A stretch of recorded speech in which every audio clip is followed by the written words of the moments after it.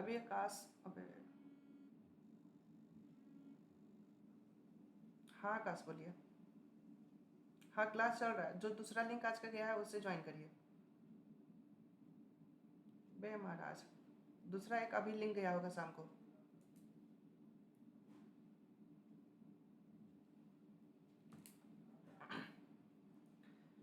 Type of computer में हमने देखा था कि हमारे पास जो कंप्यूटर के जो टाइप है, जो हमने पहला कंप्यूटर देखा था वो था एनालॉग कंप्यूटर, और इसके बारे में हमने समझा था कि जो कंटिन्यूअसली चेंज होने वाले डेटा है उसके ऊपर जो ऑपरेट करने वाला जो कंप्यूटर होता है उसको हम लोग एनालॉग कंप्यूटर कहते हैं। कुछ लोग कंफ्यूज थे, उसका मैंने इमेज भी लेके आया है। जैसे कि आप इस तरह के डिवाइस देख सकते हैं जिसमें कि बहुत सारे स्विचेस लगे होते हैं, बहुत सारे वॉल्यूम टाइप के बटन्स यहाँ पे आप देख सकते हैं लगे होते हैं, जिसमें मीटर लगा होता है, कांटा वाला, सुई वाला। इस टाइप के जितने भी मशीन होते हैं ये सारे के सारे मशीन क्या कहलाते हैं? ये सारे मशीन एनालॉग मशीन कहलाएंगे, एनालॉग कंप्यूटर कहलाएंगे। इवन आप ऐसा मीटर वगैरह भी देखे होंगे। देखिए ये सब जो होते हैं ना, जैक पॉइंट होते हैं, ये प्लग इन करने वाले हैं, प्लग करके काम करने वाले हैं। तो मैं ये नहीं बता रहा कि ये डिवाइस क्या, बस मैं ये दिखाना चाहता हूँ कि एनालॉग डिवाइस कैसा होता है, जो सिग्नल के ऊपर काम करे, जिसमें कोई एक कांटा लगा होता है, सुई वाला, मेजरमेंट करने वाला डिवाइस होता है। उस टाइप के डिवाइस को हम लोग एनालॉग डिवाइस कह सकते हैं। इवन आप स्पीडोमीटर, बाइक में स्पीडोमीटर देख सकते हैं। टेम्परेचर मेजरमेंट करने के लिए थर्मामीटर होता है। ये भी क्या होता है, जैसे बुखार वगैरह नापते हैं तो क्या होता है, जितना टेम्परेचर में जाएगा इसकी पारा उतनी हाई हो जाती है, फिर जैसे रूम नॉर्मल टेम्परेचर पे आएगा ये पारा ऑटोमेटिक डाउन होने लगता है। तो उस टाइम इंस्टेंटली चेक किया जाता है कि अभी टेम्परेचर क्या है। तो ये सब हम लोग यहाँ से मेजरमेंट करते हैं। तो एक लाइन में बात समझ लीजिए कि जो कंटिन्यूअसली, जो लगातार बदलने वाला डेटा है, उस टाइप के डेटा के ऊपर जो कंप्यूटर ऑपरेशन करता है उसी को हम लोग एनालॉग कंप्यूटर कहते हैं। ठीक है। एंड जो डिजिटल कंप्यूटर होते हैं, मैं यहाँ पे डिजिटल कंप्यूटर के बारे में आपको बताऊँ। डिजिटल कंप्यूटर वह कंप्यूटर होते हैं जो डिजिट के ऊपर काम करते हैं, और टू स्टेट्स यानी कि एक जीरो होगा और एक वन होगा। या तो जीरो पे काम करेगा या तो वन पे काम करेगा, मतलब जीरो वन के कॉम्बिनेशन पे ही पूरा का पूरा हमारा कंप्यूटर काम कर रहा होता है। और डिजिटल कंप्यूटर के चार प्रकार होते हैं। डिजिटल कंप्यूटर में आपके चार प्रकार हो जाते हैं, जिसमें पहला हो जाता है माइक्रो कंप्यूटर, दूसरा प्रकार हो जाता है मिनी कंप्यूटर, तीसरा जो कंप्यूटर होता है मेन फ्रेम कंप्यूटर, एंड चौथा जो टाइप्स है वो है सुपर कंप्यूटर। अच्छा, ये जो मैंने चार प्रकार आपको बताया, तो डिजिटल कंप्यूटर के जो चार प्रकार है ये इसके साइज के आधार पे है। सबसे बड़ा कंप्यूटर जो होता है वो होता है सुपर कंप्यूटर, और सुपर कंप्यूटर बहुत फास्ट और बहुत बड़ा कंप्यूटर होता है। लगभग दो तीन रूम मिला दिया जाएगा तो उतना बड़ा कंप्यूटर होगा या फिर बड़े बड़े हॉल हॉल को मिक्स कर दिया जाए तो एक बड़ा कंप्यूटर बनता है। ठीक है। और हम लोग जो पर्सनली यूज करते हैं, जैसे हमारे घर में लैपटॉप कंप्यूटर जो होता है वो किस कैटेगरी में आता है, तो वो कैटेगरी आता है माइक्रो कंप्यूटर के। ठीक है। आप यहाँ पे एक देख सकते हैं जो हम लोग पर्सनली घर में यूज करते हैं, कुछ इस टाइप का कंप्यूटर होता है। तो ये जो कंप्यूटर होते हैं इनको हम लोग कौन सा कंप्यूटर कहेंगे, बताइए? माइक्रो माइक्रो कंप्यूटर कहेंगे। Very good. और किसी को समझ नहीं आ रहा क्या? जो घर में यूज होने माइक्रो वाले कंप्यूटर होते हैं कंप्यूटर उनको माइक्रो कंप्यूटर कहेंगे। और इनका नाम माइक्रो कंप्यूटर क्यों पड़ा? क्योंकि इनका जो प्रोसेसर है, वो प्रोसेसर जो है वो माइक्रो सेकंड में काम करता है। माइक्रो सेकंड का मतलब होता है 10⁻⁻⁶, यानी कि एक सेकंड का 10⁻⁻ भाग, उतना सेकंड में ये काम करता है। अभी के जो नई टेक्नोलॉजी आ रहा है, जैसे 5G बात कर रहे हैं ना, वो 5G में जो कंप्यूटर आ रहे हैं उन कंप्यूटर का जो स्पीड है वो नैनो माइक्रो सेकंड पे काम कर रहे हैं, इसलिए उन सारे कंप्यूटर को नैनो कंप्यूटर में भी रखा गया है। ठीक है। मेन फ्रेम कंप्यूटर जो होते हैं ये थोड़ा बड़े ऑफिस में काम होते हैं, उसमें फ्रेमिंग होता है, अलमीरा की तरह कंप्यूटर होते हैं, और उसमें यूज होने वाला कंप्यूटर होता है। इसमें ड्रॉल टाइप का बना होगा, उसको बाहर निकाल के उसमें सिस्टम होते हैं। कभी आप लोग सर्च करिएगा, क्लास के बाद आप लोग इन सारी चीज़ों को सर्च करिएगा, micro computer, mini computer, main frame computer, super computer, थोड़ा देख लीजिएगा ना तो आपको आइडिया मिलेगा। ठीक है। ये सब जितने भी हम लोग यूज करते हैं ये सब हमारे डिजिटल कंप्यूटर के एग्जाम्पल है, उदाहरण है। एंड अगर हम तीसरा जो कैटेगरी है हाइब्रिड कंप्यूटर, ये थोड़ा एडवांस लेवल के कंप्यूटर होते हैं जो कि अभी लेटेस्ट जो आ रहे हैं उसमें सारे मिक्स कंप्यूटर हैं, और इसमें आपका एनालॉग एंड डिजिटल दोनों कंबाइन करके चलाए जाते हैं। Combination of digital and analog computer are called hybrid computer, ठीक है, हम उसे हाइब्रिड कंप्यूटर कहेंगे जिसमें कि दोनों के गुण मिलता जुलता हो। ओके, आई होप कि आप समझ पा रहे हैं। यहाँ तक हमने लास्ट क्लास को डिस्कस किया था, और आज की जो हमारी क्लास होने वाली है थोड़ी सी जनरेशन के ऊपर हम चर्चा करेंगे। जनरेशन क्या है, और ये इसमें ऑब्जेक्टिव क्वेश्चन बहुत ज़्यादा उठता है। सबसे पहली बात कि जनरेशन क्या है, क्या होता है। तो जब भी कोई नई टेक्नोलॉजी आती है तो उसमें कुछ फेरबदल करके फिर एक नई टेक्नोलॉजी आती है, और जैसे जैसे टेक्नोलॉजी चेंज होते रहता है उसमें बहुत सारी मेजर टेक्नोलॉजी जो भी डेवलपमेंट होती हैं उन सारे डेवलपमेंट का एक टाइम ड्यूरेशन होता है, और उस फेज़ को ही कहा जाता है जनरेशन। जैसे कि सबसे पहले 1G चला करता था, उसके बाद 2G आया, फिर 3G आया, फिर 4G आया, फिर अभी जो चल रहा है वो क्या चल रहा है, 5G चल रहा है ना। तो अभी तक देखा जाए तो हमारे कंप्यूटर के जनरेशन में अभी तक कितने जनरेशन आ चुकी हैं, 5G आ चुकी है, ठीक है। इनका जो टाइम ड्यूरेशन रहा है ये भी आपके ऑब्जेक्टिव क्वेश्चन पूछा जा सकता है, तो आप यहाँ पे ध्यान रखेंगे कि जो फर्स्ट जनरेशन है ये 1940 से 1956 तक में है। और अच्छा, ये सब ना टेक्नोलॉजी के ऊपर डिपेंड करता है, ठीक है। सेकेंड जनरेशन जहाँ है जो है 1956 से लेके 1963 के है। फिर थर्ड जनरेशन 1964 से 1971 तक रहा है, एंड फोर्थ जनरेशन सबसे लंबा समय तक टिका है। यानी कि ये जो फोर्थ जनरेशन है ना, यही हमारे लाइफ में बहुत अहम रोल रखा है 1972 से 2010 तक। और इसी टाइम में हर घर कंप्यूटर पहुंच गया। अब फाइव जनरेशन जो है 2010 से अभी तक चल रहा है, अभी भी वर्क चल रहा है, अभी भी काम चल रहा है, इसमें प्रोसेसिंग चल रहे हैं, और फाइव जनरेशन के बहुत सारे डिवाइसेस मार्केट में आ भी चुके हैं अभी तो, और न्यू टेक्नोलॉजी पे काम कर रहा है। एक और टेक्नोलॉजी अभी पता है कौन सा चल रहा है, AR। ये एक नई टेक्नोलॉजी चल रहा है। अभी तो आप लोग AI सुने होंगे, आर्टिफिशियल इंटेलिजेंसी, AI का ये तो चल ही रहा है, लेकिन अभी एक और टेक्नोलॉजी पे काम चल रहा है जो कि टेक्नोलॉजी का नाम है AR टेक्नोलॉजी। एप्पल वाले ने अपने कुछ मशीन में, एप्पल के लैपटॉप में, एप्पल के मोबाइल फ़ोन में, टैब में ये फीचर्स आने शुरू भी हो चुके हैं, बट बहुत जल्दी हम लोग के नॉर्मल फ़ोन में भी आने वाले हैं। एक्चुअली ये सब जो है ना वर्चुअली चीज़ों को दिखाने का काम करेगा। विशेष हम इस पर चर्चा नहीं करेंगे, थोड़ा हाई लेवल का हम लोग जा चुके हैं। और विशेष के लिए अगर आप जानकारी लेना चाहते हैं टेक्नोलॉजी के बारे में तो थोड़ा गूगल कर लीजिएगा AR टेक्नोलॉजी के बारे में। ओके, तो कंप्यूटर जनरेशन के बारे में हम बताएं तो अभी 5 जनरेशन है, और 5 का टाइम टेबल दिया हुआ है। अगर आप स्क्रीनशॉट ले लेंगे तो बेटर रहेगा और इसे याद रखेंगे, ठीक है। अब हम हर जनरेशन में क्या क्या टेक्नोलॉजी आया है, कैसे कैसे क्या चेंजेस हुआ है, इसके बारे में हम फटाफट देख लेते हैं। तो हमारा फर्स्ट जनरेशन रहा है 1940 से 1956 के बीच में। उसमें अच्छा, अभी तक में तो कोई दिक्कत है नहीं क्योंकि अभी तक हम पिछले क्लास में भी डिस्कस कर रहे थे, ठीक है। तो फर्स्ट जनरेशन जो है हमारा, उसमें जो मेजर टेक्नोलॉजी हार्डवेयर में यूज किए जा रहे थे उसका नाम क्या है, वैक्यूम ट्यूब। आपको नाम याद रखना है, एग्जाम में ऑब्जेक्टिव क्वेश्चन में ये नाम ही पूछेगा कि फर्स्ट जनरेशन में किस डिवाइस का यूज किया जाता है।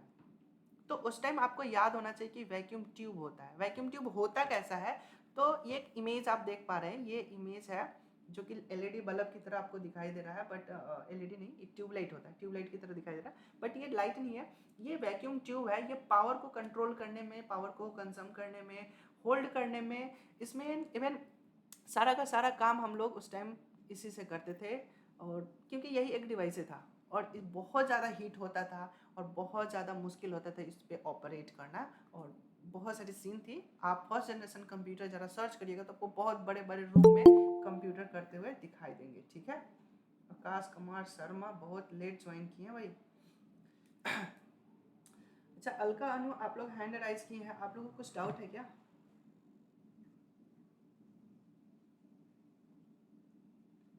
No sir. ओके, कोई बात नहीं। तो हम लोग बात कर रहे थे कि फर्स्ट जनरेशन में कुछ डिवाइस हमने यूज़ किया था। ये डिवाइस जो है ये है वैक्यूम ट्यूब, नाम आएगा, ये याद रखिएगा। अच्छा, तो इनपुट आउटपुट करने के लिए कुछ टेक्नोलॉजी यूज़ किए जाते होंगे, तो यहाँ पे मैंने लिख रखा है कि जो इनपुट आउटपुट उस टाइम कैसे होता था। उस टाइम मॉनिटर कीबोर्ड बहुत कम ही थे, मतलब ना के बराबर था। बड़े बड़े रूम में कंप्यूटर हुआ करता था, पूरा स्टेब्लिश हुआ था, तो वहाँ पे इनपुट आउटपुट करने के लिए अलग ही मशीन यूज़ होता था। एक ऐसा मशीन है जिसका नाम है पंचिंग कार्ड, ठीक है। ये कार्ड पे पंच करने का, पंच का मतलब एक तरह से मान लो कि होल करने का, छेद करने का काम करता है, ठीक है। अब एक तरफ से इनपुट आउटपुट करने का ये काम करता है, उस होल को पिन कर करके ये इनपुट आउटपुट करने का काम करता था। तो ये पंचिंग कार्ड हो गया, ये हार्डवेयर डिवाइस के बारे में बात हो गई, ये दोनों बात याद रखिएगा। सॉफ्टवेयर टेक्नोलॉजी की बात करें तो उस टाइम कोई टेक्नोलॉजी था ही नहीं, एक ही टेक्नोलॉजी था जिसको हम लोग मशीन लेवल लैंग्वेज या फिर बाइनरी लैंग्वेज के नाम से जानते हैं। अभी के केस में उसको असेंबली लैंग्वेज के नाम से जाना जा रहा है, बस वही नाम है 0 और 1, और अभी भी 0-1 पे ही काम होता है। लेकिन अभी के समय में बहुत सारे हाई लेवल लैंग्वेज क्वेश्चन आ चुके हैं, हाई लेवल लैंग्वेज आ चुके हैं, और एग्जाम में लैंग्वेज से रिलेटेड क्वेश्चन देखे हैं मैंने, बार बार रिपीट कर रहा है, बहुत सारे लैंग्वेज के बारे में क्वेश्चन आ रहा है। इसलिए लैंग्वेज के बारे में हम लोग जब सॉफ्टवेयर पढ़ेंगे, सॉफ्टवेयर वाली क्लास करेंगे, तो उसमें आपको मैं लैंग्वेज के ढेर सारे नाम बताऊंगा, वो आपको याद रखना है, ठीक है। तो एक लैंग्वेज होता है जिसके हम अलग अलग नाम है, इसको हम मशीनी लैंग्वेज कहते हैं, या फिर असेंबली लैंग्वेज कहेंगे, या फिर बाइनरी लैंग्वेज भी कहेंगे, ठीक है, द्विधारी संख्या वाली लैंग्वेज। तो ये हो गया, और ये डायरेक्ट हार्डवेयर पे काम करता है। ये एक ऐसा इकलौता लैंग्वेज है जो कि डायरेक्ट हार्डवेयर में इंस्टॉल होता है, मशीन में ही इंस्टॉल होता है। मैं एक छोटा सा एग्जांपल बताऊं कि जो आप लोग दुकान पे कैलकुलेटर देखे होंगे एक, ठीक है, जिसमें बटन्स होते हैं बहुत सारे, ठीक है, आप सभी ने देखा होगा, यूट्यूब पर डाल दीजिएगा। अरे वाह, देखो बहुत सारे हमारे स्टूडेंट बहुत बिजी हैं, क्लास छोड़ के जा रहे हैं और मैसेज कर दें कि सर यूट्यूब पे डाल दीजिएगा। आज वाली क्लास यूट्यूब पे डलेगा, मैं बता दे रहा हूँ आज ही अभी ही, कि आज वाली और कल वाली क्लास यूट्यूब पे डली थी, और एक आज वाली क्लास यूट्यूब पे डलेगी। एंड कल से क्लास जो है वो प्राइवेट क्लास चलेगा, ठीक है। आज सभी ने ज्वाइन कर लिया, और बहुत सारे लोगों ने पेमेंट का प्रोसेस कंप्लीट किया है, और बहुत सारे स्टूडेंट ने अभी तक पेमेंट वाला कंप्लीट नहीं किया है। और जो लोग पेमेंट करके स्क्रीनशॉट भेजेंगे, और उनका एक लिस्ट फिर से रेडी किया जाएगा। अब नेक्स्ट डे की क्लास फाइनल कर दिया जाएगा, और उन्हीं की क्लास चलेंगी, ठीक है। सो जिन्होंने अभी तक ज्वाइन नहीं किया, मेंबरशिप नहीं लिया है, वो आप ले सकते हैं, कोई बड़ा कॉस्ट नहीं है, मात्र 300 रुपये में पूरी सिलेबस कंप्लीट कराया जा रहा है। तो कोई बड़ी रकम नहीं है, जो कि 2-2.5 महीने की आपकी क्लास चलेगी, और बाकी सारे क्वेश्चन वगैरह भी आपको प्रोवाइड कराए जाएंगे, पीडीएफ नोट्स भी प्रोवाइड कराए जाएंगे। तो इतनी सारी चीज़ें आपको मिल रहा है, और वो भी बहुत ही लो प्राइस में, तो कोई ज़्यादा अमाउंट नहीं है, बस ये मेहनत का खर्च लिया जा रहा, और कुछ नहीं, कमाने की नीयत से ये क्लास नहीं चलाया जा रहा, आपकी जॉब अच्छे से निकल सके इसलिए। बाकी आप लोग समझदार हैं, डिसीजन आप खुद ले सकते हैं। अगर क्लास पसंद आ रहा हो, चीज़ें समझ में आ रही हैं, कोई ज़ोर ज़बरदस्ती नहीं है कि ज्वाइन कर लें तो लेना ही है, ये सब आपके स्वतंत्र है, आज़ाद देश के आज़ाद नागरिक सभी हैं, ठीक है। तो यहाँ पे हमने क्लास को स्टार्ट करते हैं, ठीक है। तो सॉफ्टवेयर टेक्नोलॉजी के बारे में हमने यहाँ पे बता रहे थे कि सॉफ्टवेयर टेक्नोलॉजी हमारा जो था, एक ही लैंग्वेज था, असेंबली लैंग्वेज एंड 0-1 की लैंग्वेज हम कह सकते हैं। और यहाँ पे ये कुछ असेंबली वो फर्स्ट जनरेशन की लैंग्वेज, फर्स्ट जनरेशन की जो कंप्यूटर है, उनके कुछ नाम यहाँ पे दिए गए हैं। UNIVAC, universal automatic computer and electronic numerical integrator and computer. ये जो दोनों कंप्यूटर हैं, और भी कंप्यूटर हैं, बट ये 2 एग्जाम्पल दिए गए हैं जो कि बहुत ही ज़्यादा पॉपुलर हैं, और ये फर्स्ट जनरेशन में पूछे जाते हैं। इवन एग्जाम में ऐसा आ सकता है कि UNIVAC जो कंप्यूटर है, ये किस जनरेशन का कंप्यूटर है, तो ये आपको पता होना चाहिए, ठीक है। और ये कैसा दिखता है, इसके दिखने के लिए आप एक बार गूगल जरूर कर लेंगे। तो ये फर्स्ट जनरेशन की टेक्नोलॉजी के बारे में मैंने एक्सप्लेन कर दिया। एंड सेकंड जनरेशन की अब हम बात करें, तो सेकंड जनरेशन का जो टाइम ड्यूरेशन रहा है, वो रहा है 1956 से लेकर के 1963 तक का, ठीक है। और इसमें जो हार्डवेयर टेक्नोलॉजी यूज किया जा रहा था, वो यूज किया जा रहा है ट्रांजिस्टर, ठीक है। ट्रांजिस्टर कैसा होता है? ट्रांजिस्टर 3 टांग का होता है, याद रखिएगा, जिसमें 3 पिन होते हैं, इसको ट्रांजिस्टर कहा जाता है। और इन्होंने वैक्यूम ट्यूब का जगह ले लिया, ठीक है। जैसे फर्स्ट जनरेशन में वैक्यूम ट्यूब यूज किया जा रहा था सारे इलेक्ट्रिसिटी कंट्रोल करने के लिए, कंप्यूटर ऑपरेट करने के लिए, लेकिन जैसे ही बहुत सारी प्रॉब्लम आया करती थी, तो उन सारे प्रॉब्लम्स को दूर करके इन्होंने एक नया मशीन, नया चिप का इंट्रोड्यूस किया, जिसका नाम है ट्रांजिस्टर। और बहुत सारे वैक्यूम ट्यूब के जगह एक अकेला ट्रांजिस्टर यूज होने लगा। थोड़ा पानी पी लेता हूँ।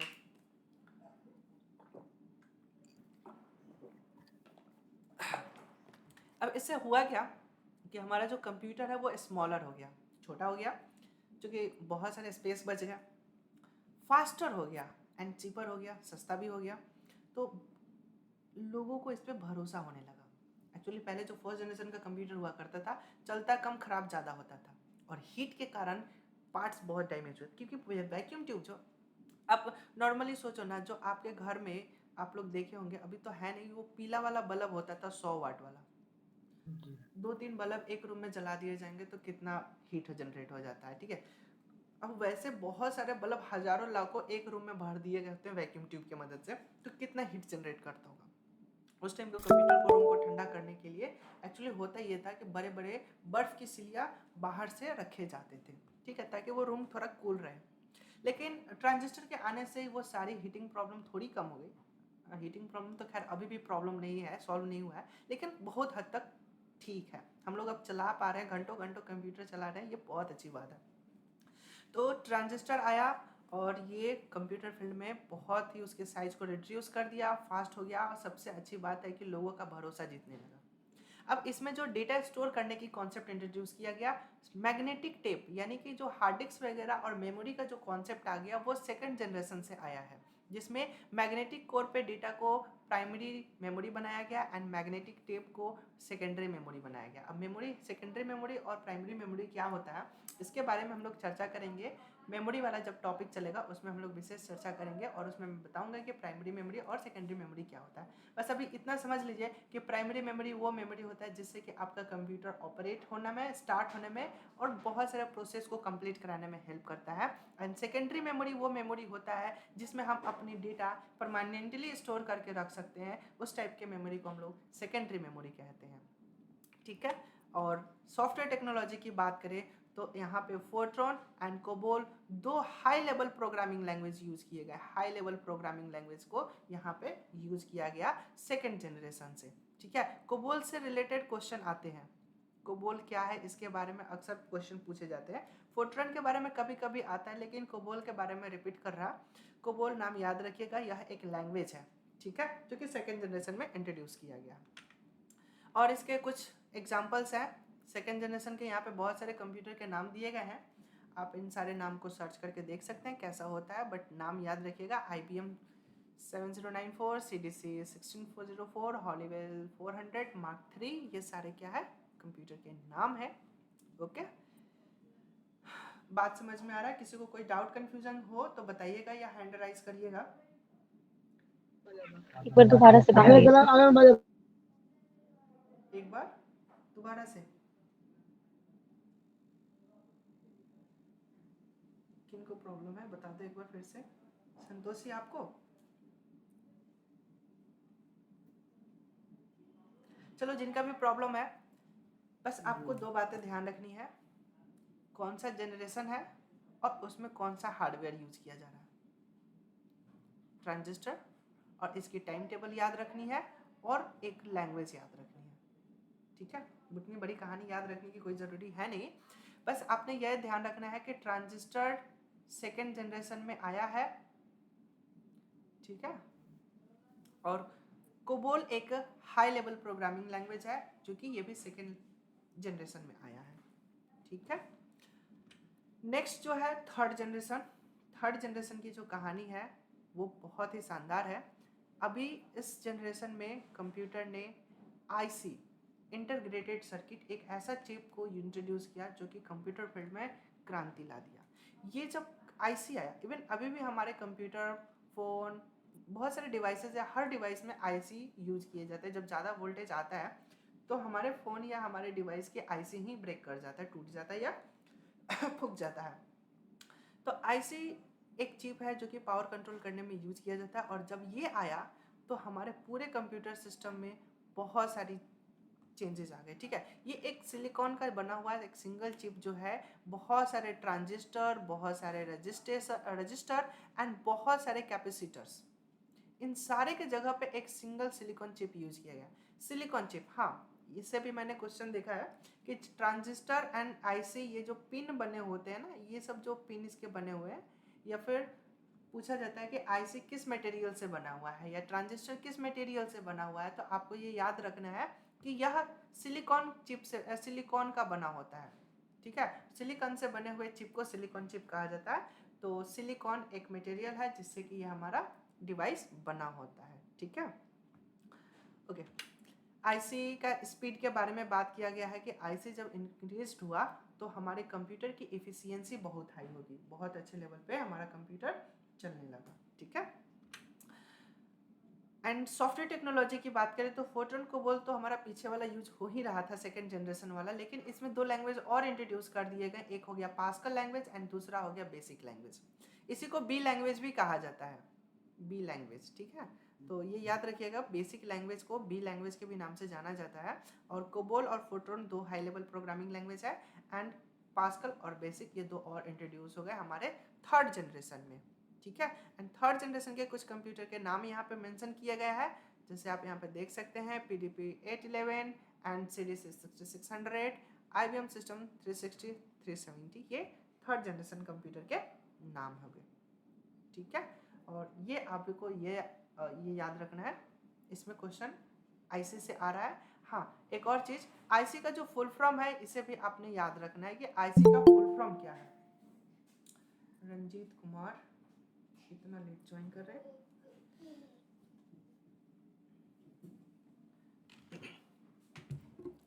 रंजीत बहुत लेट ज्वाइन किया है, आपको लिंक नहीं मिला था कि आपको याद नहीं था कि क्लास भी ज्वाइन करना है?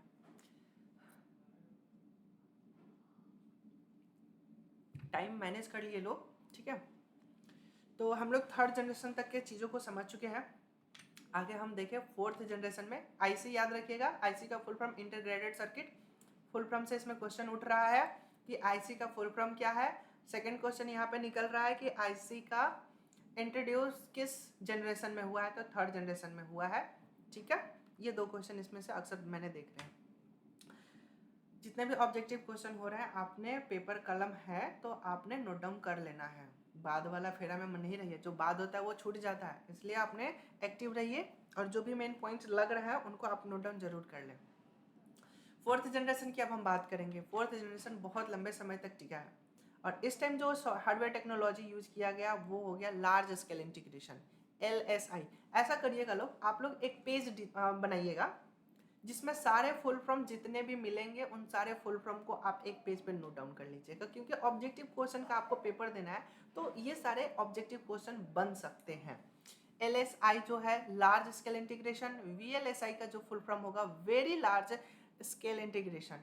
ठीक है, ये टेक्नोलॉजी है, इसी चीज को हम लोग चिप कहते हैं, अपना माइक्रो चिप या माइक्रो प्रोसेसर। यही है हमारे कंप्यूटर का CPU।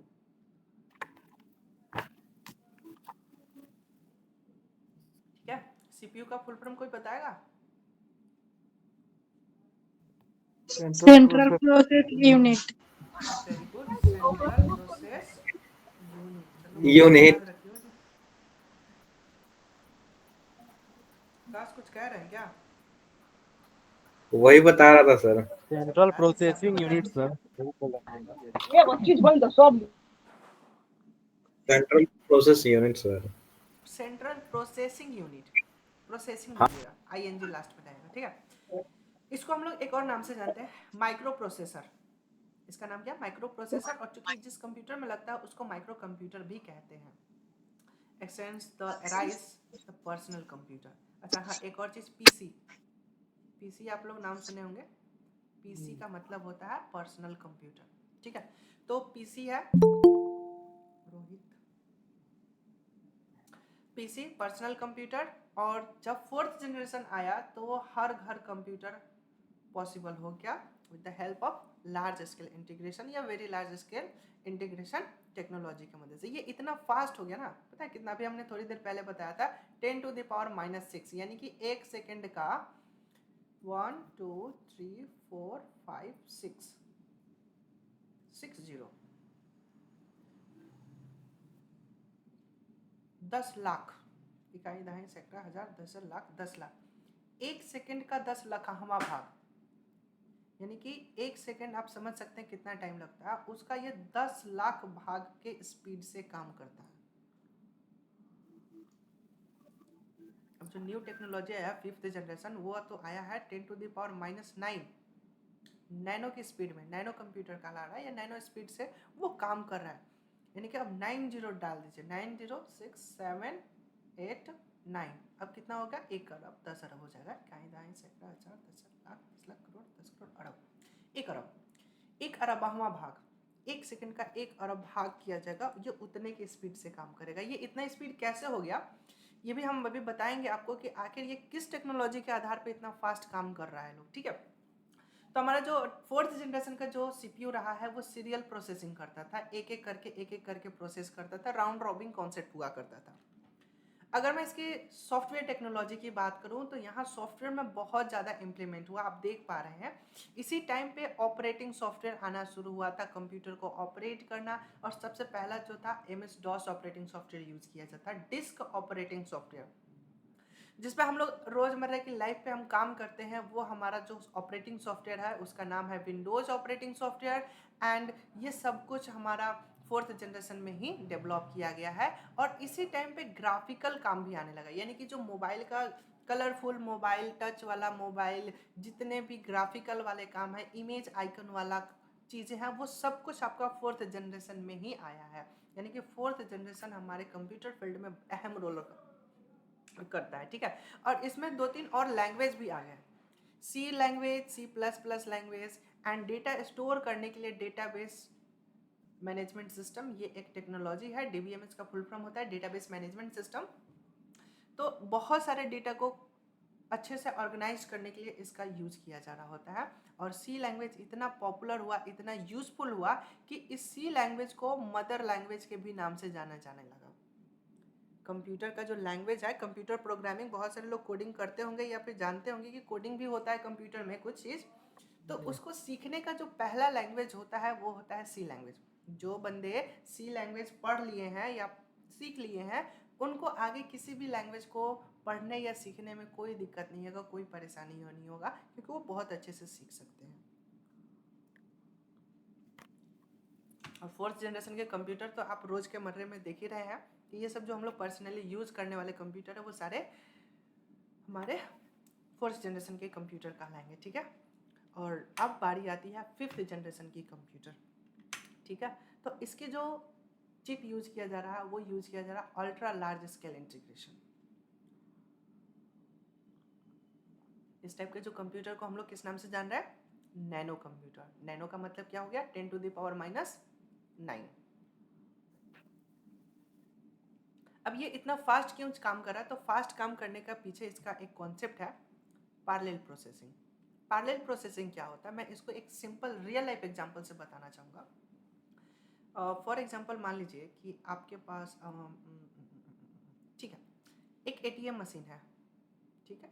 एक ATM मशीन के पास बहुत सारे लोग हैं और वो लोग क्या कर रहे हैं, एक एक बंदा जा रहा है, अपना काम कर रहा है, फिर निकल रहा है, फिर दूसरा जा रहा है, तीसरा जा रहा है, चौथा जा रहा है, एक एक बंदा जा रहा है, ठीक है। तो इस टाइप का जो प्रोसेसिंग होता है इसको सीरियल प्रोसेसिंग कहेंगे, कि एक एक काम हो रहा है। लेकिन दूसरा कॉन्सेप्ट समझे कि अगर हमारे पास ATM का काउंटर 4 या 5 है, मान लेते हैं कि हमारे पास 4 ATM काउंटर है, तो 1 सेकेंड में सीरियल प्रोसेसिंग 1 सेकेंड में एक बंदे को निकाल रहा है। मान के चलते हैं कि 1 सेकेंड में एक आदमी का काम कंप्लीट हो जा रहा है, और उसी 1 सेकेंड में पैरेलल प्रोसेसिंग में क्या होगा, 4 बंदे का काम होगा, यानी कि ये 4 गुना स्पीड हो गया, है ना। मैंने एक फॉर एग्जांपल दिया था कि टाइमिंग को लेके, अगर मान लो कि 5 मिनट ही लग रहा है, कि 5 मिनट में एक बंदा को निकाल रहा है, तो ये 5 मिनट में क्या करेगा, 4 बंदे को प्रोसेसिंग करेगा। तो यहाँ पे पैरेलल प्रोसेसिंग आ गया कि सेम टाइम पे मल्टीपल प्रोसेस होगा। इसमें प्रोसेसर की कैपेसिटी बढ़ा दी गई है और मल्टीपल प्रोसेसर इसमें इंक्लूड कर दिए गए हैं, ठीक है। तो super connecting helping make the artificial intelligence है, और ये सब कुछ पॉसिबल हो पा रहा है किसके मदद से? आर्टिफिशियल इंटेलिजेंस के मदद से। आर्टिफिशियल इंटेलिजेंस को ही शॉर्ट में हम बोलते हैं AI। आप लोग देखते होंगे, रील्स देखते ही होंगे आप लोग, रील्स पे आप लोगों को AI के बारे में बहुत सारे बातें सुनने समझने को मिल रहा होगा। तो AI एक बहुत अच्छा टेक्नोलॉजी है, आर्टिफिशियल इंटेलिजेंस है, जिससे मानव निर्मित बुद्धि कहते हैं। मानव निर्मित बुद्धि मतलब कि मानव क्या कर रहा है, कैसा कर रहा है, उस चीज़ों को सीख रहा है। अब देखो जरा गौर फरमाओगे, मशीन लर्निंग एक टॉपिक है, हम लोग के इंजीनियरिंग में आता है, मशीन लर्निंग एक टॉपिक आता है। मशीन सीख रहा है, खुद सीख रहा है। आप किस तरह से बिहेव करते हो, रोज़ रूम में आते हो तो क्या क्या बटन स्विच करते हो, क्या क्या काम करते हो, रोज़ आप गूगल पे आते हो तो क्या सर्च करते हो, यूट्यूब पे जाते हो तो क्या सर्च करते हो, इंस्टा पे जाते हो तो क्या सर्च करते हो, ये सारा कुछ मशीन आपका नोटिस कर रहा होता है। आई रिपीट, जो भी आप एक्टिविटी करते हैं वो सब कुछ मशीन लर्न कर रहा होता है, आपके मशीन आपकी सारी एक्टिविटी को कैप्चर कर रहा होता है, ठीक है। और ये इंफॉर्मेशन किसी किसी को शेयर कर देता है। जैसे आप, मैं एक एग्जांपल दूं कि आपने फ्लिपकार्ट पे गए और वहाँ पे कोई एक प्रोडक्ट सर्च किया, अब वो प्रोडक्ट आपके इंस्टा पे भी दिखाएगा, आप MX प्लेयर कर रहे हो तो उसमें भी आ जाएगा, आप रील्स देख रहे हो, यूट्यूब चला रहे हो, वो प्रोडक्ट आपको हर जगह दिखाने की कोशिश करेगा कि आप वो परचेज कर लो। तो कहीं ना कहीं आपका मशीन आपके हर एक्टिविटी को नोटिस कर रहा होता है। तो इन सारी चीज़ों को आपको बचना चाहिए, प्राइवेसी मेंटेन रखिएगा। एनीवे, हम आगे बढ़ते हैं। तो हमारे कंप्यूटर में पैरेलल प्रोसेसिंग है, आर्टिफिशियल इंटेलिजेंस है, बहुत सारी चीज़ें हैं। इवन आप लोगों का फ़ोन जो है, कभी कभी एक ब्राइटनेस के लिए एक उसमें फीचर्स डाल दिया गया है कि ए लिखा होता है, ऑटोमेटिक लाइट एडजस्ट करने वाला एक ऑप्शन है। तेज लाइट वाले जगह पे आपका फ़ोन जाएगा तो ऑटोमेटिक ब्राइटनेस बढ़ जाएगा, अंधेरे रूम में आएगा तो ऑटोमेटिक ब्राइटनेस कम हो जाएगा। तो ये सब आपका एग्जांपल है आर्टिफिशियल इंटेलिजेंस का, वो ऑटोमेटिक काम कर रहा होता है, ठीक है। तो इस तरह के आपने बहुत सारी चीज़ें नोटिस भी किए होंगे। जब आप कॉलिंग पे बात करते हैं, जैसे कान के पास फ़ोन ले जाएंगे, ऑटोमेटिक स्क्रीन ऑफ हो जाता है, फिर कान से हटाएंगे फिर स्क्रीन ऑन हो जाता है। तो ये सारा चीज़ जो है आर्टिफिशियल इंटेलिजेंस खुद कर देता है, आपको करने की ज़रूरत नहीं है। तो दिन प्रतिदिन इंसान जो है मशीन के ऊपर डिपेंड होते चला जा रहा है, और मशीन सीख रहा है, मशीन बहुत सारी चीज़ें सीख रहा है, मशीन काम करना सीख रहा है, मशीन बहुत सारी बातें सीख रहा है, और हम इंसान जो है इंस्टाग्राम, फेसबुक और इन्हीं समय उलझ के समय बर्बाद कर रहे हैं। आप लोग देखो, रील्स देखो, कुछ भी देखो, लेकिन वो चीज़ देखो जिससे आपको सीख मिले, जो सीखने वाली चीज़ें हैं। जिस फील्ड से आप हैं उस फील्ड से देख सीखने वाला चीज़ रील्स देखो ना, उसमें कोई आपत्ति नहीं है। आपको इंग्लिश का कमज़ोर है तो आप इंग्लिश वाला रील्स पे आप देखो, एक बार सर्च करो, इंग्लिश सिखाने वाले भी हैं, तो सीखने वाले रील्स देखिए, मैं ये कहूँगा, ठीक है। आते हैं अपने टॉपिक पे। सॉफ्टवेयर टेक्नोलॉजी है। सॉफ्टवेयर टेक्नोलॉजी में हाई लेवल की और भी प्रोग्रामिंग लैंग्वेज इंक्लूड कर दिए गए हैं, जिसमें जावा है, पाइथन है, सी शार्प है। इसको हैज़ नहीं पढ़ेंगे, सी शार्प पढ़ेंगे, ठीक है। अब ये सारे जो टेक्नोलॉजी है बहुत ही हाई लेवल के सॉफ्टवेयर हैं। सॉफ्टवेयर बनाने में इसका यूज़ किया जाता है, वेबसाइट बनाने में यूज़ किया जाता है, एंड बहुत सारे मोबाइल ऐप हो गए या फिर कंप्यूटर के सॉफ्टवेयर हो गए, ये सब बनाने में इन सारे लैंग्वेज का यूज़ किया जाता है, ठीक है। और ये सारे 5th जनरेशन में इंक्लूड किए गए हैं और यूज़ भी हो रहे हैं। And IBM notebook, Pentium PC and परम कंप्यूटर, परम 1000, ये है आपका सुपर कंप्यूटर, याद रखिएगा, ये आपका सुपर कंप्यूटर। 5th जनरेशन के टेक्नोलॉजी सुपर कंप्यूटर में भी यूज़ किए जा रहे हैं। तो ये 5th जनरेशन वाला सुपर कंप्यूटर है। तो ये सारे जो हैं कंप्यूटर के नाम हैं, इन्हें याद रखिएगा। अच्छा, एक और चीज़, हमारे इंडिया में भी सुपर कंप्यूटर है, कहाँ है ये मैं कल आपके क्लास में पूछूंगा, और आप लोग ज़रा सर्च वर्च करके थोड़ा सा पढ़िए। ऑब्जेक्टिव क्वेश्चन कुछ भी पूछा जा सकता है, ठीक है। तो यहाँ तक हमने 5th जनरेशन के क्लास को कंप्लीट कर लिया। अब आप हमें बताइए कि इन 5th जनरेशन में किसी को कोई डाउट, कोई कन्फ्यूज़न है तो बताएं।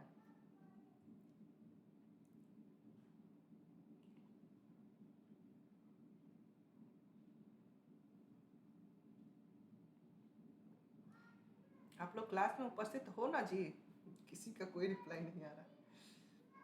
वैसे ना हमारे इसमें ना आप 3 डॉट पे जाओगे तो एक चैट का सेक्शन है, उसमें आप लोग मैसेज भी आप हमें डाल सकते हैं। अगर बोल नहीं सकते तो आप लोग सभी मैसेज भी डाल सकते हैं, मैं पढ़ लूँगा।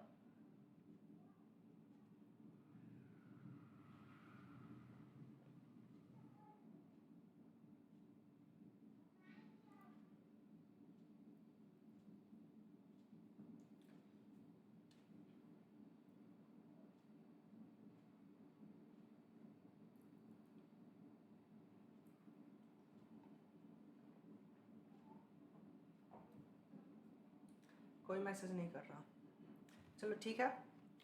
मैं आशा करता हूँ कि सबका कॉन्सेप्ट क्लियर हो रहा होगा। अब जो बहुत खास इम्पोर्टेंट है, यूज़ ऑफ कंप्यूटर। कंप्यूटर का उपयोग हम लोग कहाँ कहाँ कर रहे होते हैं, तो हर जगह, कोई भी ऐसा जगह नहीं है जहाँ पे कंप्यूटर का यूज़ नहीं है। और यह हम जो हमारा, हेलो, ये जो हमारा कंप्यूटर है ये जनरल पर्पस कंप्यूटर कहलाता है, ठीक है। General purpose computer that means हर जगह यूज़ होने वाला है, हर टाइप के जॉब में इसका यूज़ करेंगे हम लोग। बस उसके लिए हमें उसका अप्रोप्रिएट सॉफ्टवेयर चाहिए, ठीक है। सॉफ्टवेयर का ही सारा खेल है, मशीन एक ही है। हम लोग जिस कंप्यूटर के बारे में पढ़ रहे हैं उसको हम लोग जनरल पर्पस कंप्यूटर के एक नाम से जानते हैं। जैसे कि हमने कल के एग्जाम्पल भी बताया था कि एक कैलकुलेटर है, तो कैलकुलेटर भी एक तरह का कंप्यूटर है, लेकिन वो सिंगल पर्पस कैलकुलेटर है। सिर्फ और सिर्फ वो कैलकुलेटिंग का ही काम कर सकता है, उसमें और अदर टास्क हम नहीं कर सकते हैं। लेकिन जो हम लोग पर्सनली यूज़ करने वाले जिस कंप्यूटर के बारे में हम पढ़ समझ रहे हैं वो हमारा जनरल पर्पस कंप्यूटर कहलाता है। उसमें हम हर टाइप के काम को कर सकते हैं, लेकिन उसके लिए उस टाइप का हमें सॉफ्टवेयर की ज़रूरत पड़ेगा। अब हम थोड़ा सा इसके एग्जाम्पल देखते हैं, एप्लीकेशन देख लेते हैं फटाफट कि कंप्यूटर में कंप्यूटर की मदद से हम लोग कहाँ कहाँ क्या क्या यूज़ कर सकते हैं। तो मिलिट्री का मतलब आपके जो भी हथियार का देख रेख हो गया, या फिर हमारे मिलिट्री में आर्मी में सिक्योरिटी मेंटेन करना हो वहाँ भी हम। अच्छा, आपने कभी देखा है कि सारा चीज़ तो इंटरनेट पे अवेलेबल है, तो आर्मी की कोई डिटेल आपको क्यों नहीं मिल जाता? क्योंकि इनका जो नेटवर्क होता है ना, एक अलग प्राइवेट नेटवर्क होता है। हम लोग यूज़ करते हैं इंटरनेट, और इन लोगों का जो होता है वो होता है इंट्रानेट। ठीक है। इंटरनेट, इंट्रानेट और एक और होता है एक्स्ट्रानेट। 3 तरह के इंटरनेट होते हैं जो हम लोग जनरली एक ही जानते हैं, इंटरनेट। लेकिन इस तरह के हमारे पास 3 प्रकार के होते हैं, इंटरनेट, इंट्रानेट और extranet.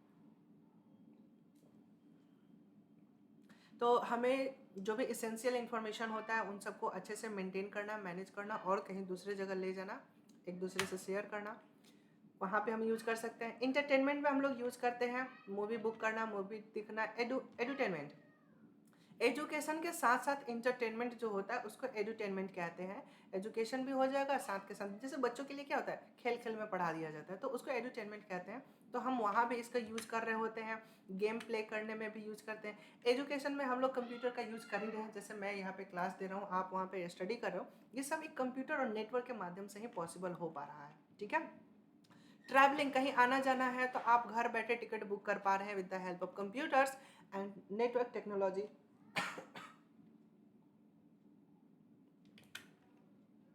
Air ticket, train ticket, बस टिकट, किसी भी तरह का बुकिंग हो, ऑनलाइन होटल बुक करना हो, सब कुछ। पहली बार सुनी हो 3 प्रकार के हैं, कोई बात नहीं, अभी बहुत सारी चीजें हैं जो आपको पहली बार सुनने और सीखने को मिलेगा। अब जो आप लोग चीजें सुन रहे हैं, जो आपको लग रहा है कि ये कुछ नया बता रहे हैं या नया शब्द है, इसके बारे में आप सर्च करो।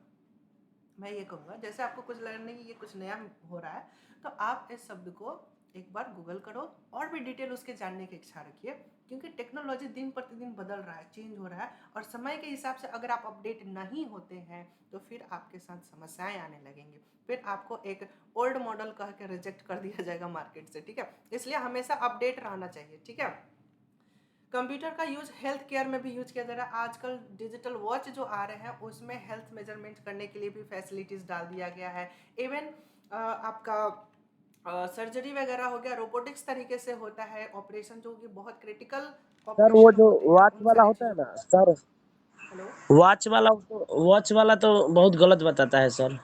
गलत बता रहा है, आप सस्ता वाला परचेज किए होंगे 42 होते हैं। तो और महंगा वाला परचेज करिए। इससे महंगा क्या सर, 10,000 से के था तो वो ऑफर में लिए हैं 4200 में। अच्छा, चलो अभी अच्छी नहीं बात है, सही वेरी गुड। था। एंड तो आगे बढ़े। वॉच वाला उदाहरण गलत है सर। क्या? हाँ, मान लेते वॉच हैं कि वाला उदाहरण कहने का मतलब टेक्नोलॉजी तो उन्होंने यूज़ 4 गो। किया ही है, लेकिन हाँ, अब मैकेनिकल फॉल्ट है, टेक्निकल फॉल्ट है, लेकिन है तो उसमें आप कितना स्टेप चल रहे हैं, वाटर लेवलिंग का मेजरमेंट करना, वो अलग बात है कि डिवाइस आपका वो वर्क नहीं कर रहा। अभी अभी कल के न्यूज़ में मुझे पता चला है कि एक मैकडोनाल्ड बर्गर वाले हैं, नाम आप लोग सुने भी होंगे, बहुत पॉपुलर है, खैर हमारे गरखा में नहीं है और बड़े बड़े शहरों में होते हैं।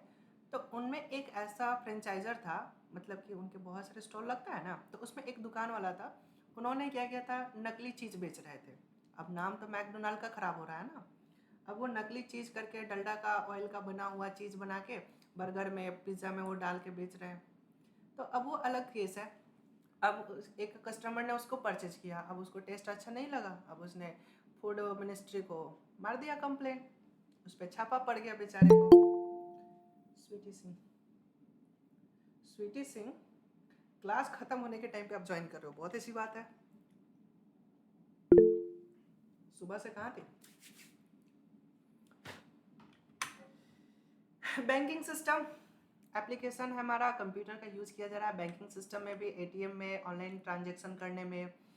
बिजनेस एप्लीकेशन में भी बहुत अहम रोल होता है। आपके बिजनेस को ट्रेडिंग करना हो या फिर शेयर वाला काम करना हो, या फिर आपका नॉर्मल जो रूम कह रहे हैं, आपका जो घर में आसपास में जो भी आपका दुकान है उसमें आपका स्ट्रैटेजी बनाने में हेल्प करता है कि कब हमारा बिजनेस में क्या अकाउंट है, कितने हमारे बजट्स बन रहे हैं, कितना हमारा इन्वेंट्री है, गुड्स कितना है, कितना हमारा किस टाइप का रिपोर्ट बन रहा है, कि ट्रांजैक्शन का क्या रेशियो है, किस टाइम में कौन सा गुड्स ज़्यादा बिक रहा है, किस टाइम पे कौन सा प्रोडक्ट कम बिक रहा है, और सीजन क्या है, सीजनली आइटम है, बैलेंस शीट रेडी करना, सारा हिसाब किताब हम लोग कंप्यूटराइज तरीके से कर रहे हैं। ठीक है, साइंटिफिक रिसर्च में भी कंप्यूटर का यूज किया जा रहा है, रोबोटिक्स तरीके से, न्यूक्लियर रिसर्च, जहाँ पे रिस्क वाली जगह है उन सारे जगह पे क्या किया जा रहा है, कंप्यूटर का यूज किया जा रहा है। एक और राहुल ने ज्वाइन किया। सबको इतना लेट क्लास ज्वाइन कर रहे हैं, क्या लिंक लेट से मिला है या फिर आप लोग लेट से उठे हैं? कुछ देर में क्लास भी एंड हो जाएगी। एनीवे, आप लोगों को रिकॉर्डेड क्लास मिल जाएगा, अभी रिकॉर्डिंग तो चल रहा है। ठीक है, तो ये है, जहाँ भी रिस्क है, जहाँ भी बम डिफ्यूज़ करना वहाँ हम रोबोट भेज सकते हैं, सर्जिकल स्ट्राइक करवाना है तो वहाँ रोबोट से हम लोग पता करवा सकते हैं। ठीक है, जहाँ भी जान माल की समस्या है वहाँ पे हम लोग मशीन भेज के वहाँ के हालात का इंफॉर्मेशन निकाल सकते हैं। रोबोटिक्स से आप अंतरिक्ष वगैरह में भी हम भेज सकते हैं, चंद्रयान भी गया है आप लोग सब, वो सब क्या है, एक तरह का कंप्यूटराइज टेक्नोलॉजी से बेस्ड एक काम किया गया है। ठीक है, रोबोटिक्स तरीके से। आई होप कि आप लोग समझ पा रहे हैं। तो यहाँ तक हमने कंप्यूटर के सारे डेफिनेशन के बारे में समझ लिया, कंप्यूटर के सारे यूज़ के बारे में हमने समझ लिया, बहुत सारा यूज़ है। और अगर इनकेस कहीं किसी फील्ड में कंप्यूटर का यूज़ नहीं हो रहा है तो उस जगह पे भी पहुँच ही जाएगा, बहुत टाइम नहीं लगने वाला, वहाँ हर क्षेत्र में कंप्यूटर का यूज़ हो ही रहा है। ठीक है, आई होप कि आपको इसमें कोई दिक्कत नहीं होगा क्योंकि ये सब यूज़ की चीज़ें थी। अब यहाँ पे एक टॉपिक है, इससे भी क्वेश्चन अक्सर पूछे जाते हैं। स्वीटी हैंड राइज करी है,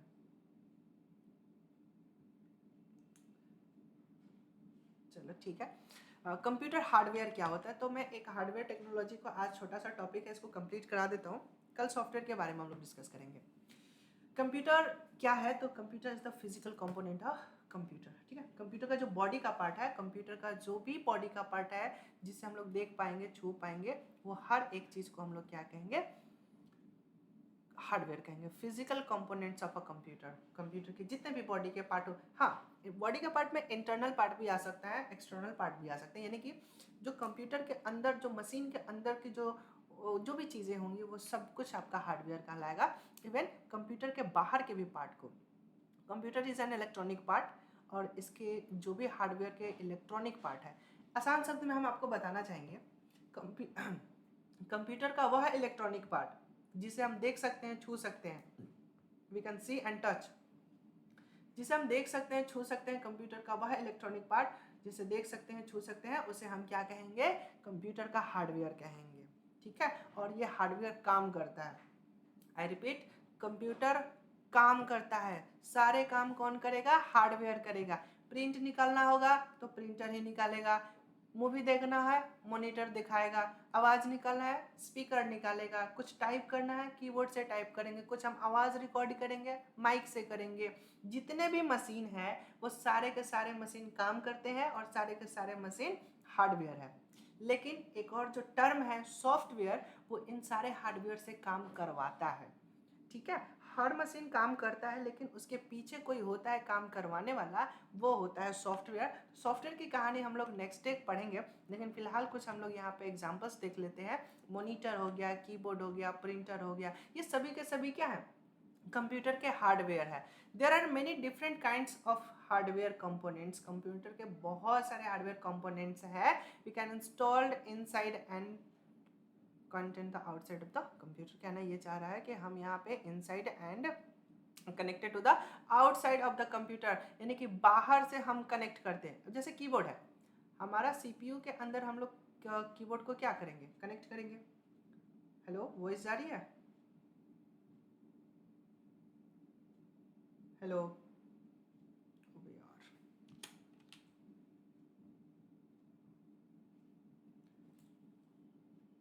हेलो, वॉइस जा रही है? अभी कोई जाएगा नहीं, बिकॉज कि टाइम 7 बजते ही कनेक्शन डिस्कनेक्ट हो गया है। मैं फिर से नेटवर्क ज्वाइन कर रहा हूँ।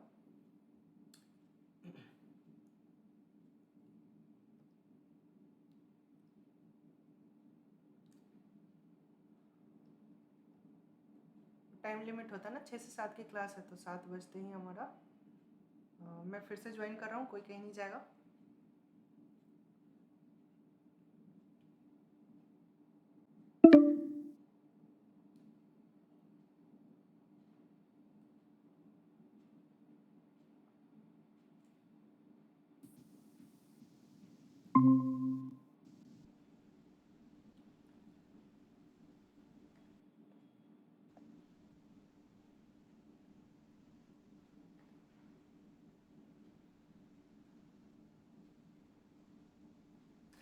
स्क्रीन शेयर हो रहा है फिर से? आवाज नहीं आ रहा है, फिर से बोलिए। स्क्रीन शेयर हो रहा है फिर से? Yes sir. स्क्रीन शेयर हो रहा है? हेलो, अभी हाँ वॉइस तो आ जा रहा रही है। होगी। वो 7 बजते ही ना डिस्कनेक्ट हो गया था मेरे पास से, बट अब मैंने फिर से रिज्वाइन कर दिया। और यहाँ पे माइक्रोफोन ऑन कर देते हैं। ठीक है, तो हम लोग कंप्यूटर हार्डवेयर के बारे में हम डिस्कस कर रहे थे कि हमारे जो हार्डवेयर है, या तो वो अंदर इंस्टॉल किए गए हो या तो हमारे बाहर से कनेक्ट किए गए हो। तो बाहर से कनेक्ट करने वाले मशीन तो हमें पता चल रहा है कि कीबोर्ड है, मॉनिटर है, ये सब बाहर से कनेक्ट किए जाते हैं। अंदर कुछ मशीन होता है जिसको हम लोग मॉनिटर, सॉरी, मदरबोर्ड, एसएमपीएस, ये सारे जो मशीन है वो क्या कहलाएंगे, आपके हार्डवेयर कहलाएंगे। ठीक है, और ये मशीन के अंदर इंस्टॉल होते हैं। जो सीपीयू डब्बा होता है ना, सीपीयू बॉक्स ब्लैक कलर का बड़ा वाला, उसके अंदर ये सारे इंस्टॉल होते हैं। एसएमपीएस जो होता है ये पावर कंट्रोल करने का काम करता है। एंड जो मदरबोर्ड है, इसमें सारे डिवाइस कनेक्ट होते हैं। जैसे प्रिंटर की जो वायर होगा वो भी मदरबोर्ड में आएगा, मॉनिटर की जो वायर होगा वो भी मदरबोर्ड में आएगा, प्रिंटर की जो वायर होगा वो भी मदरबोर्ड में आएगा। और एसएमपीएस जो है ये पावर हाउस का काम करता है, ये सबको पावर सप्लाई करने का काम करता है। Switch mode power supply, SMPS इसका नाम है, ये सबको पावर सप्लाई करने का काम करता है। ठीक है, तो ये सारे मशीन है, ये हार्ड डिस्क है जिसमें हमारा डेटा स्टोर होता है, ये रोम है, रैम है, ये सारे चीज जितने भी मशीन के पार्ट्स हैं वो सारे के सारे पार्ट्स को हम लोग क्या कहेंगे, हार्डवेयर कहेंगे। आई होप कि आपको सारी बातें क्लियर हो रही होंगी। अगर किसी को कोई डाउट कंफ्यूजन है तो आप हमें बताएं।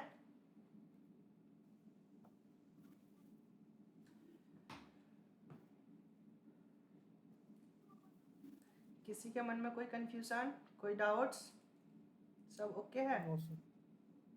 ओके है सर। चलो, जब सब कुछ ओके है और सबको सारी बातें समझ में आ ही रही है, तो जो मैंने बात बताया था, okay, no doubt, okay. And ठीक है, तो मैं लास्ट लाइन एक बार और बात बताना चाहूँगा, जो कि मैंने फर्स्ट टाइम ही बताया था, कि आप लोग, बहुत सारे इसमें स्टूडेंट हैं जिन्होंने मेंबरशिप ले लिया है और बहुत सारे स्टूडेंट हैं जिन्होंने मेंबरशिप नहीं लिया है। सो आपके सभी को क्यूआर कोड मिल चुका है, और जिनको क्यूआर कोड नहीं मिला वो हमें पर्सनली मैसेज कर सकते हैं। और कल के क्लास से हम लोग क्या करेंगे, प्राइवेट क्लास चलेगा, जिनका मेंबरशिप रहेगा उनके पास ही क्लास का लिंक जाएगा और वहीं से वो क्लास अटेंड करेंगे। ठीक है, और जिनको ने अभी तक मेंबरशिप नहीं लिया है वो फटाफट 300 रुपये का रिचार्ज करेंगे, और सॉरी, रिचार्ज नहीं करेंगे, क्यूआर कोड पे करेंगे। ठीक है, और फिर स्क्रीनशॉट जरूर भेजना जिससे कि मुझे कंफर्मेशन हो सके। और फिर ठीक है, तो फटाफट ये अपना काम कंप्लीट कर लीजिए लोग, क्योंकि मैंने नोट्स और पीडीएफ और ये सब कुछ मैं रेडी करके रखा हूँ। और जैसे एक बार ग्रुप फाइनल हो जाएगा कल, और सभी को मैं वो सारी चीज़ें फॉरवर्ड कर दूंगा। आपको सारी नोट्स, ये जो इंग्लिश में है वो सब कुछ आपको हिंदी में मिल जाएगा, जिससे कि आप खुद भी पढ़ के अंडरस्टैंड कर सको। ठीक है, तो आपको सारी चीज़ें, सारी फैसिलिटीज़ मिल रही हैं मात्र बहुत ही कम रेट में। ठीक है, तो इसमें कोई संकोच करने वाली बात नहीं है कि अगर 300 रुपये से अगर आपका भला हो रहा है, बहुत अच्छा कुछ देखो सीखने को बहुत कुछ मिलेगा मेरे साथ रहोगे तो, मैं बस इस चीज़ की गारंटी ज़रूर दूंगा और आप एग्ज़ाम में बहुत तगड़ा करके आओगे, ठीक है। चलो बाकी आप लोग समझदार हैं, क्लास को एंड करते हैं। और किसी को कोई डाउट कन्फ्यूज़न है तो अभी भी है, 5 मिनट समय आप लोगों को मैं दे रहा हूँ, कुछ पूछना है तो आप लोग पूछ सकते हैं।